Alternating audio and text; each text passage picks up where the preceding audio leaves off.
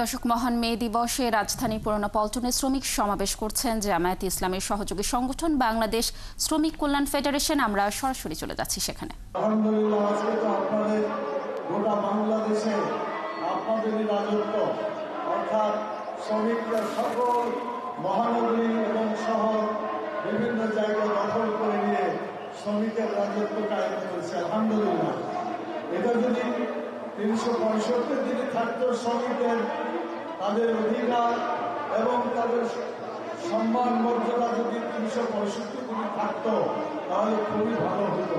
কিন্তু আমরা লক্ষ্য করছি ৩৬৫ দিনের একটা দিন, ১ মে আন্তর্জাতিক শ্রমিক দিবস। এই আন্তর্জাতিক শ্রমিক দিবস একটা দিন, বাকি ৩৬৪ দিনে শ্রমিকদের অধিকার, তাদের সম্মান, তাদের মর্যাদা দেখা হয় না। যদি এটা হতো তাহলে সত্যি বাংলাদেশ একটা আদর্শ রাষ্ট্রে পরিণত হতে পারত ইনশাআল্লাহ। আপনারা কি চান বাংলাদেশে শ্রমিকদের মর্যাদা প্রতিষ্ঠিত হতে চান? আপনারা চান বাংলাদেশের শ্রমিকদের অধিকার প্রতিষ্ঠিত হোক? এটা আপনারা চান? এটা তো নিয়েই আপনারা আন্দোলন করছেন, সংগ্রাম করছেন, অত ভেবে তো আপনারা চাইবেন। কিন্তু আমাদের শাসক শ্রেণী, মালিক শ্রেণী, তারা কি শ্রমিকের অধিকার এবং সম্মান প্রতিষ্ঠিত হওয়ার বিষয়টা তারা কি বাস্তবায়িত করেছে? করে নাই, এখনো করে নাই।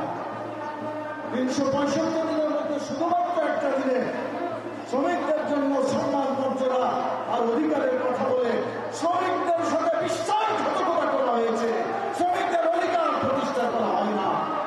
আজকে আমি পরিষ্কার বলতে চাই, বছরের ৩৬৫ দিনে খেটে খাওয়া শ্রমিকদের তাদের অধিকার এবং সম্মান প্রতিষ্ঠা করতে হবে। আল্লাহ তাআলা বলেছেন মানুষের সম্মান প্রতিষ্ঠা করার জন্য, রাসূল সাল্লাল্লাহু আলাইহি ওয়াসাল্লাম বলেছেন শ্রমিকের সম্মান প্রতিষ্ঠা করার জন্য। আল্লাহ তাআলা কোরআন মাজিদে বলেছেন ফাইজা কুজিয়াতুস সালাত ফান্তাশিরু ফিল আরদ ওয়াবতাগু মিন ফাদলিল্লাহ ওয়াজকুরুল্লাহ কাসীরান লাআল্লাকুম তুফলিহুন।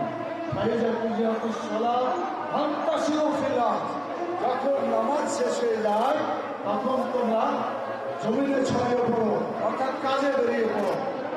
এই আয়াত থেকে বোঝা যায় মানুষ হিসাবে আমাদের প্রথম দায়িত্ব হচ্ছে আল্লাহকে মেনে নেওয়া, আল্লাহর আইন মেনে চলা। আল্লাহ তাআলার প্রথম আইন, প্রথম যে জিজ্ঞাসা করা হবে কবরে, সেটা হচ্ছে নামাজ। ৫ ওয়াক্ত নামাজ সম্পর্কে আমাদেরকে জিজ্ঞাসা করা হবে।